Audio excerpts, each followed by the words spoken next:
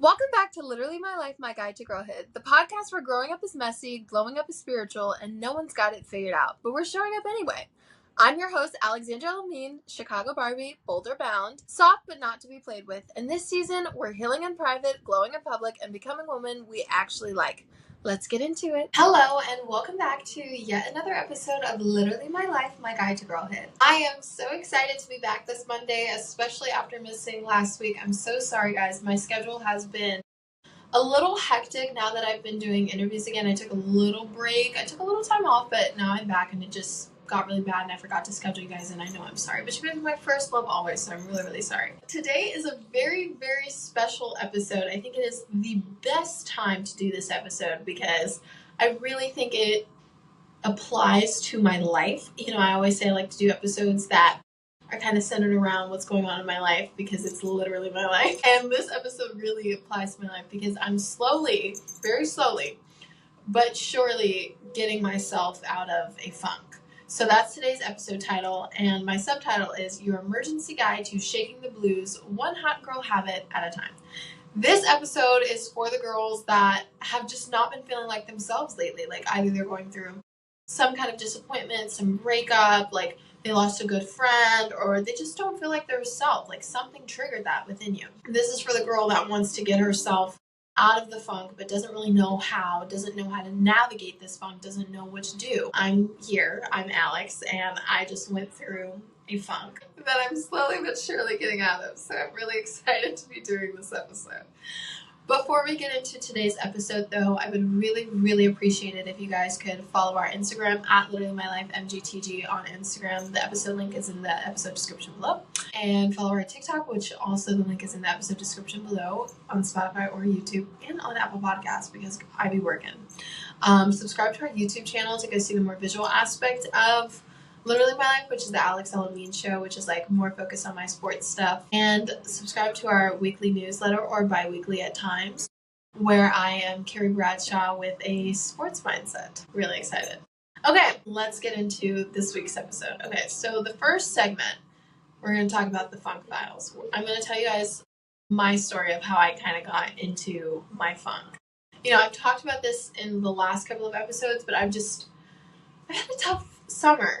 I really like this summer. Like, let me make that clear. Like, I think this is probably the most exciting time of my life. Like, I'm about to move to Colorado. I'm about to embark on a journey that I think is going to be so great. And I've had so much time this summer to like rest and reflect and like hang out with friends. And I've had a really, really great time. However, there have been some downs to those ups.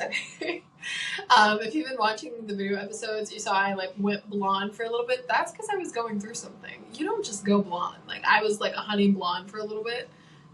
Now I'm back to black because I'm done with my phase. No, but seriously, it's like, oh my god, what a moment that was. I just went through a funk and I was sad about a situationship. I was sad about some family drama. I was sad about moving to college and feeling like I had nothing figured out. I was just sad about all of the above.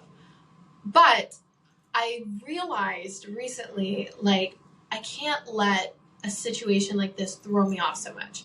You know, I quoted probably last season this quote from Legally Blonde, and it's probably going to be wrong, but it was a quote that said, like, if you're going to let one stupid guy ruin your life, you're not the girl I thought you were.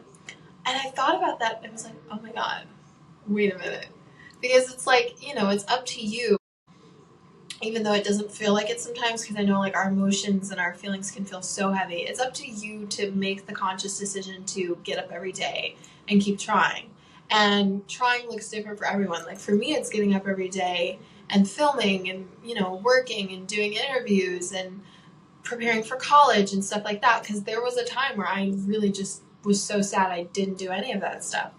But it was up to me to get up every day and to try. And that's what I've been doing as of recently. It's been hard. Like, I'm not back on my game the way I used to, where I was, like, filming, like, 5 things in a day and doing all kinds of really cool stuff and whatever. I'm still only doing, like, the 1 or 2 videos a day. But that's me getting myself out of the funk. And then, don't worry, I'll get back to, you know, filming my entire life again from the moment I wake up to the moment I go to sleep. Because I used to do that at one point. Part of this funk has also been me, like, missing my old self because Season 2 Alex compared to season 3, I think we can tell there is a drastic difference. In season 2, I was the most like hyper independent, closed off person ever. And the only time I was vulnerable was with you guys. In season 3, I was hypo independent. And, just a lot more vulnerable and messy, and I guess a little bit more relatable and stuff. So I definitely do like that for me. But it was just a really, there's just a big difference. And I found myself kind of getting sad about having to do things alone. And it was like, oh my goodness, like Alex, like I used to be the girl that loved doing things alone. You know what I mean? Like I did everything alone and I really, really enjoyed it. I loved, getting ready at night by myself. Like, you know what I mean? Like taking my makeup off and watching Sex and the City or The Hunting Wives or whatever I'm watching, and then rolling up my hair and going to bed and like saying my prayers and stuff. And I used to romanticize that routine so much. I used to look forward in the middle of the day to the time of night where I could go to bed and watch Friends. And then I was like doing that and I was like, oh my God, I wish there was someone here with me, or I wish I had someone. And I'm like, oh my God, this is so not like me. I like actually got uncomfortable with the thought of being alone. So I'm like slowly but surely returning to the comfortability of being alone, because, in the end of the day, like at the end of the day, who do you have? Who do you have but yourself? You come into this world alone, you leave it alone. I, over the last couple of years, have really spent time to get to know myself and to really enjoy being by myself. I was the girl that could go to lunch by herself. No book, no phone, have fun too. I was the girl that could raw dog on a flight. Like, you know what I mean? Like, I didn't need a book or like internet access or a movie to watch. I could sit in my own thoughts for like 3 or 4 hours. Like, I was that girl. And I've let the idea of like getting excited about Mr. Barely There take that away from me. But I'm so back, and I'm so ready, and I'm so back in business. Now we're gonna get into our second segment, which is our funk busting favorites. Okay, here are the specific things that got me out of my funk and that always pull me back into my energy. And the first being prayer. There have been several times I have prayed the most sad and the most desperate prayers, because God is the only person that I would like to see me that vulnerable, but hey, sometimes some stuff spills over. And God will listen and like fix my heart. Like literally take the broken pieces and just put it back together. There have been so many times I've like cried at night while praying, like, God, just like let me forget about him, or God, just please heal my heart, or God, I'm so much sadder than I'm presenting, like please fix this, or whatever. And that's me being super vulnerable with you guys, but there have been so many times I've done that. And God's had to really put 2 and 2 together. But there's such a calming but beautiful peace that you get when you pray. There's such a beautiful peace when you get when you pray. And I would pray and I'll be worried about something, and then I'll start to feel like the burden actually lift off of me. Like that's how I know God is real. Really unrelated, but like a lot of people be like, well, how do you know God's real? Like that's how I know. Like that feeling right there, that lets me know God is real. And so I just feel so at peace when I pray. So that's like a thing. I like pray and I'll tell God all of my problems in very, very specific detail. And God will literally take them and just be like, they're mine now. Leave every burden at the cross because I'm going to fix it. And it's up to me to worry or pray, because you can't do both, and just let God have it. You know what I mean? It's up to me to just let God have it and to let it go there. Because that's one thing I think I forgot. God is bigger than your heartbreak. God is bigger than your depression. God is bigger than your divorce or your mortgage or going to college and being scared, or your social anxiety or your eating disorder or whatever you're going through. God is bigger than that. And that's something that I have forgotten along the way. I've felt like my problem was really the worst thing in the world. And then I remembered God is so much bigger than that. God is bigger than anything I can face. Anything. I could be hit by a semi-truck right now in critical condition. God is bigger than that problem. You know what I mean? Like God can fix that. He's bigger than everything.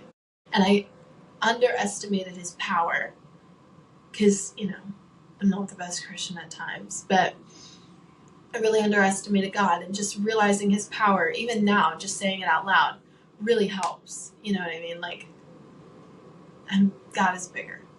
Second thing, setting boundaries. Today I set a boundary, and I'm learning to set more boundaries because I unfortunately let people kind of walk all over me. Not walk all over me. Well, yeah, no, I let people walk all over me. But I'm getting sick of it. I'm sick of having people in my life who obviously don't really care about me or don't really want to be there. Sorry, I had to yawn. I've had a couple of friendships like that within the last couple of years, and I've been learning to set boundaries so that I can prevent that from happening in the future. I'm doing better every day. So set boundaries. I decided not to go to a space, spaces I don't need to be in, or spaces I'm not welcome in, or it's just be in places that won't make me feel better. It's a boundary I have now. I only put myself in rooms or only put myself in conversations where I know I'll be cherished and valued and where I deserve to be, nothing less. Playlist, a lot of Praise Him in Advance by Marvin Sapp. Played that this morning as soon as I woke up. Really helped get my mood together. If not, gospel music, which I highly recommend. I have been liking, this is going to be crazy, he's my circular temptation, I guess, Yeet. I used to that's crazy because I used to not like Yeet. Yeet was not my thing. But I like him now. I don't know what it is. Yeet is doing something for me. I've been listening to On the Line lately, and I'm this is so good. Wait a minute. Comfort meal? My comfort meal. Oh my god, I can't believe I wrote that down. It's always Chipotle. Chipotle is always going to be my comfort meal. I will literally, this is my most comforting thing. If I've had a bad day, I want to order Chipotle, go pick it up, because I'm not a Postmates girl anymore. Go to Chipotle, go pick it up, come home, take a bubble bath, a really nice hot bubble bath. Take my makeup off, because there's nothing better than taking your makeup off after a long day and not sleeping in it, which I can be very guilty of at times. Take my makeup off, put my hair up in some messy Wovicki bun, and eat my Chipotle and watch Sex in the City. I finished Sex in the City now, so I don't know what to do. I don't know what to watch. I don't have a comfort show. I'm watching Reba. I'm I don't know what to watch because I love Sex in the City. My guilty pleasure show has been Sex in the City as of recently. I even did my last newsletter and my last podcast episode, I completely forgot, on the whole Carrie and Mr. Big situation. And she ended up with him. Yeah, I don't know what that's about. I don't know how in the world Carrie can still crave. Carrie has no self-esteem, I swear. My favorite scent, vanilla. My favorite thing to get me back out there is just lots of self-care. These are just the habits that help me. They don't have to help you, but these are the habits that help me.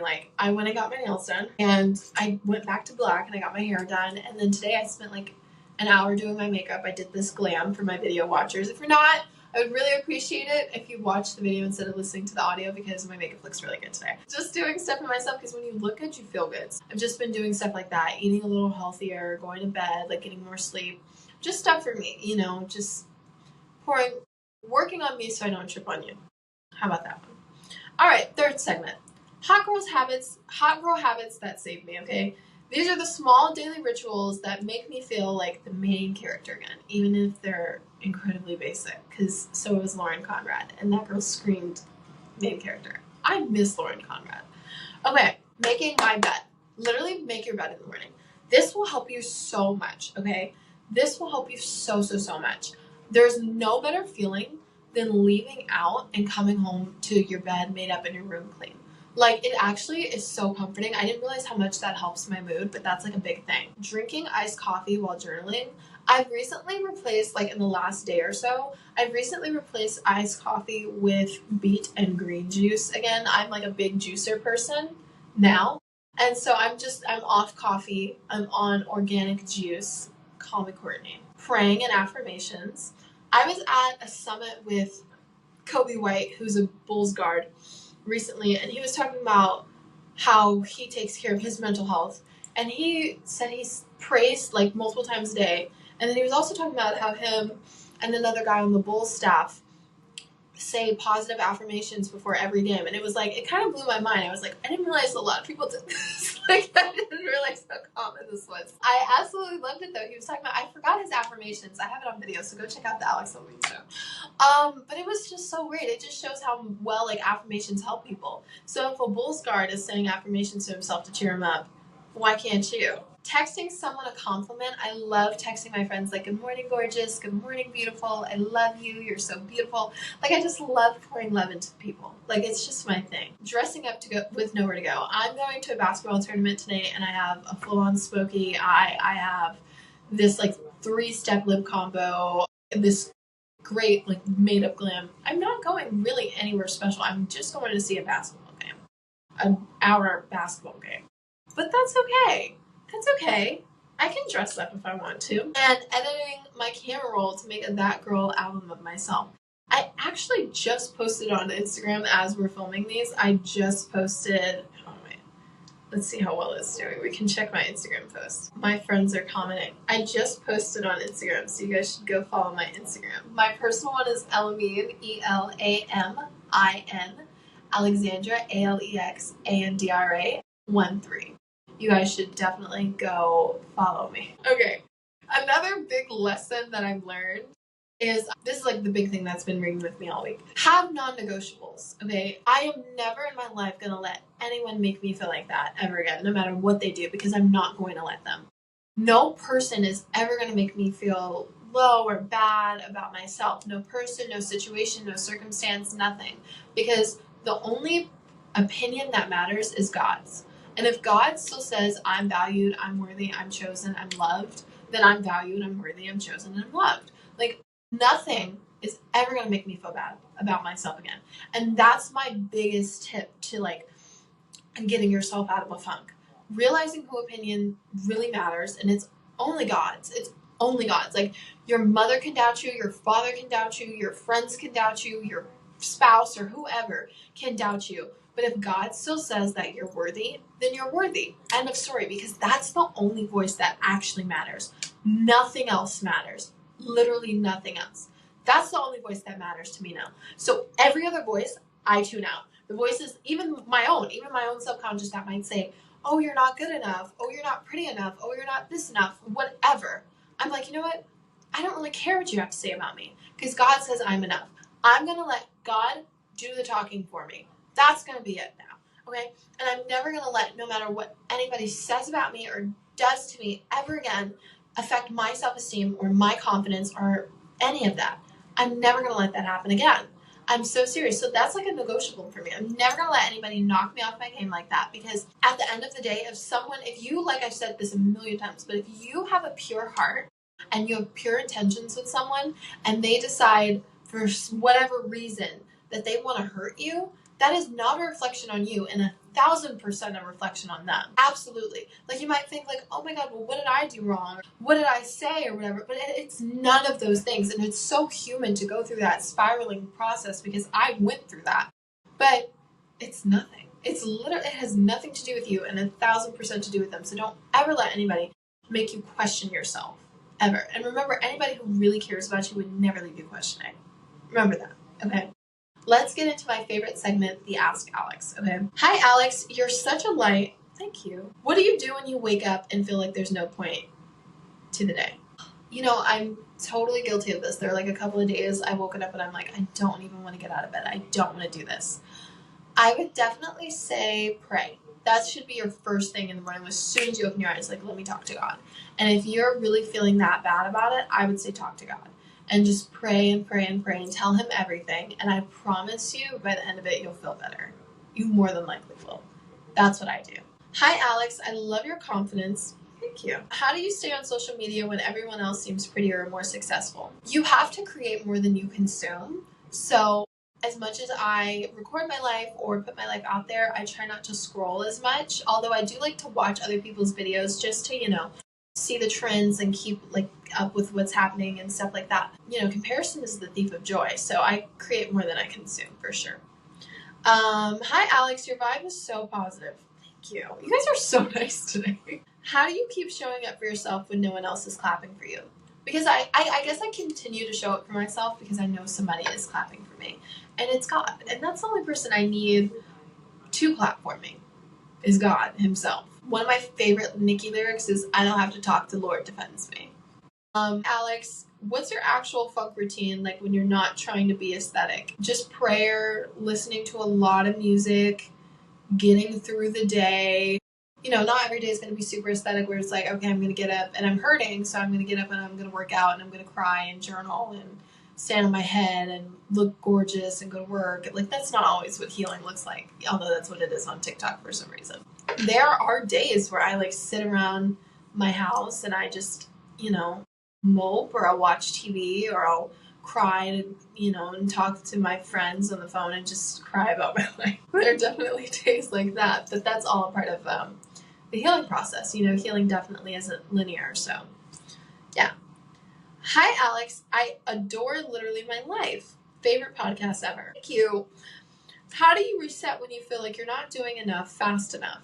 I would say try not to put yourself on a timeline. I used to do that, especially when I first started my career, and I'd be like, well, what's going on or whatever. But God's timing is the perfect timing. We shouldn't really put ourselves on a clock.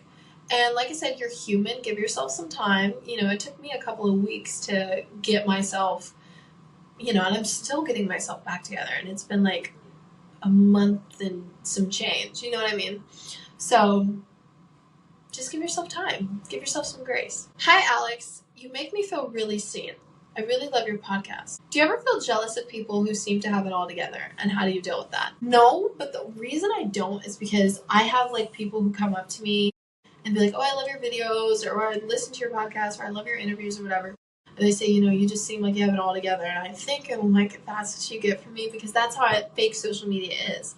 Because although in my videos I'm always like super happy, or things always look great, I definitely have a lot of tough times. I definitely have a lot of situations that I don't talk about on the internet. I definitely deal with a lot. I've been pretty open about it on here, but not everybody who watches my stuff listens to the podcast. So a lot of people who see my stuff just like, wow, she must just have a great life or whatever. And that's not true. So I just apply that same logic with other people. And you should too.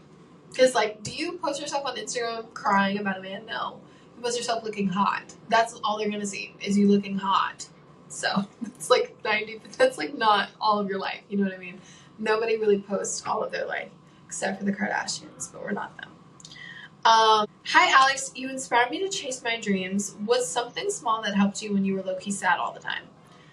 My mommy. My mommy helped me a lot when I was low-key sad all the time. I talked to my mommy a lot. It was my mom. My mommy and my best friend, those two really got me through the low-key sad all the time phase. I really admire your self-love. It's everything. What's your go-to way to bounce back after a guy fumbles you? You just have to remember that it's his loss, but he loses a lot anyway. No. You just have to rebuild yourself. It takes a lot of prayer, it takes a lot of journaling, it takes a lot of like spending time alone or spending time around people who pour life into you. It doesn't happen overnight. It definitely hasn't happened overnight with me, because I still don't feel 100% better. I feel like 40% better. I'm still like 60% to go. But I just have to continue to remind myself, like, he lost a beautiful and loving person, and I lost somebody who really didn't care about me. So his loss. Hi, Alex. Thank you for your vulnerability. How do you stay motivated when you're tired of trying? The people around me. God will pull through for me when I really don't feel like it. I think if you do your best, God will do the rest. That's like a thing my mom used to always say to me, and I would be like, what is she talking about? But she's so right. If you do your best, God will do the rest. So I'll try my best, and God will make up for, he'll see what I can do. So I would just say talk to God about a lot of this stuff. And when I'm tired of trying, I'll just say, God, like, please just give me the strength, give me the discipline, give me the consistency to keep going, because I just don't feel like I can do it anymore. And he delivers every time. Hi, Alex. Your realness is my safe space. What's one thing every girl should do when she's in a funk but doesn't know where to start? One thing every girl should do when she's in a funk and doesn't know how to... I want to say pray, but I feel like that's been the answer to like everything. I'm going to say remember who she is. Like I said, if you're going to let one stupid guy ruin your life, you're not the girl I thought you were. You are so beautiful. You are so smart. You are so chosen. You are so loved, and you are so worthy. And you just have to remember who you are. You are not what anybody says about you but the Lord. And the Lord says you are everything and more.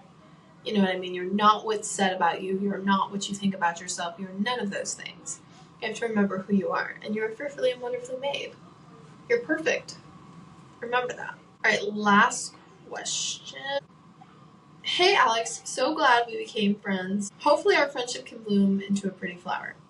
So boom, I listened to season 3, episode 3, and it really got me thinking about my own relationship. I feel like I know who this is. I really enjoy it. It was so fruitful towards the actualization of how women put forth large portions of themselves without getting the same contributions in return. Ironically, the interesting nuances that I have now will somewhat. So basically, it's this boy. God, I know this is how it always happens. We started out talking, and I think he was added on Snap or whatever. I don't know how we became like talking, but we were. I was really mean to him in the beginning because I felt like he was only wanted to fetishize me as a trans girl.